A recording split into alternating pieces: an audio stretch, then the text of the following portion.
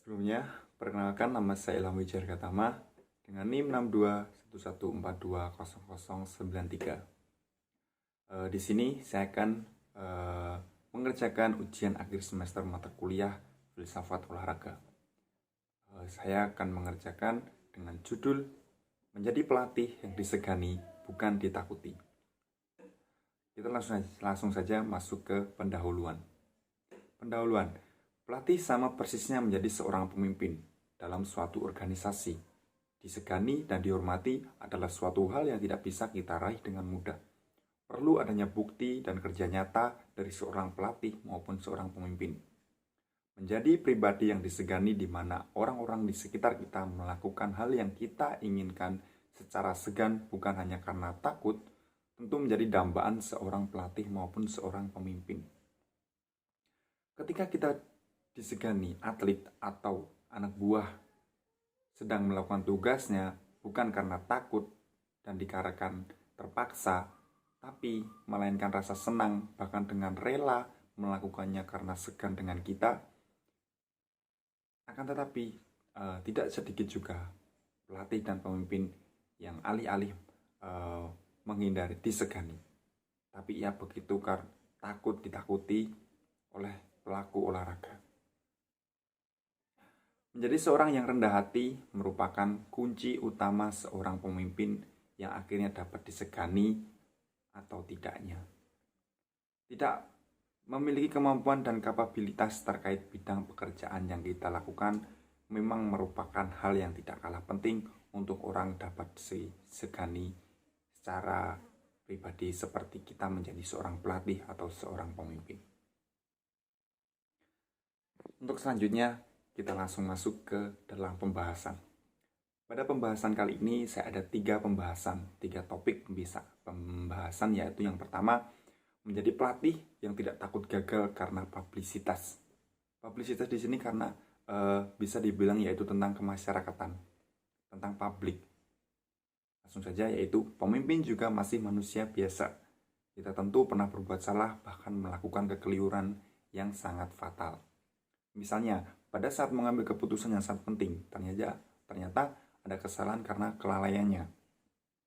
Kalau kita menghadapi hal seperti ini, jangan takut untuk akui kesalahan kita. Jangan juga takut karena nantinya akan beredar di publik bahwa kita berbuat salah. Kenyataannya, orang lain dapat maklum karena memang sifat manusia terkadang tidak luput dari kesalahan. Keberanian mengakui kesalahan tak membuat reputasi kita akan hancur. Bahkan bila kita lakukan dengan tulus, orang-orang justru akan menilai bahwa kita adalah pribadi yang bisa dipercaya. Nah, menjadi seorang pelatih, kita harus mampu tidak takut untuk gagal. Apabila kita melakukan kesalahan, kita harus mencoba berintrospeksi diri dan kita mencoba mencari hal-hal yang lebih baik lagi. Yang kedua, yaitu menjadi pelatih yang mau mendengarkan ide meskipun liar sekalipun. Di sini kita menjadi seorang pelatih harus mampu menerima ide dan masukan dari atlet-atlet kita sendiri, yaitu mendengarkan orang lain, apalagi atlet. Bagi kebanyakan pelatih masih merupakan tantangan tersendiri. Ini dapat dimaklumi karena bila kita menjadi pelatih, bisa jadi pengalaman kita lebih banyak sementara tim yang kita pimpin memang masih kurang berpengalaman. Cara yang perlu dilakukan ialah kita perlu mengubah pola pikir kita sehingga hati dan pikiran kita dapat menerima masukan dari orang lain tersebut, termasuk atlet kita sendiri.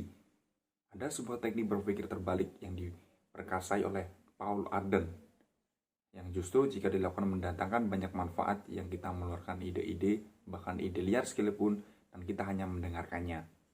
Siapa sangka justru kita dapat memperoleh ide-ide yang belum terpikirkan sebelumnya dan bisa memulai latihan dengan konsep dan gaya yang berubah agar kita bisa mencapai prestasi yang lebih tinggi. Dan yang ketiga, kita harus menjadi pelatih yang bersemangat dan selalu ingin tahu apa yang harus kita kembangkan dalam olahraga tersebut. Ternyata rasa ingin tahu terhadap sesuatu menjadi hal yang jarang melekat pada orang yang tidak memiliki kerendahan hati. Mereka dengan sombongnya dan hampir tak sadar menutup diri untuk tidak tahu lebih banyak dari orang lain. Kita bisa mulai kembangkan rasa ingin tahu kita dengan keterbukaan untuk mengetahui, misalnya, kenapa pelatih lain dapat disegani oleh pemain-pemain lainnya. Apa yang menyebabkan pelatih itu bisa menjadi orang yang disegani dan dihormati?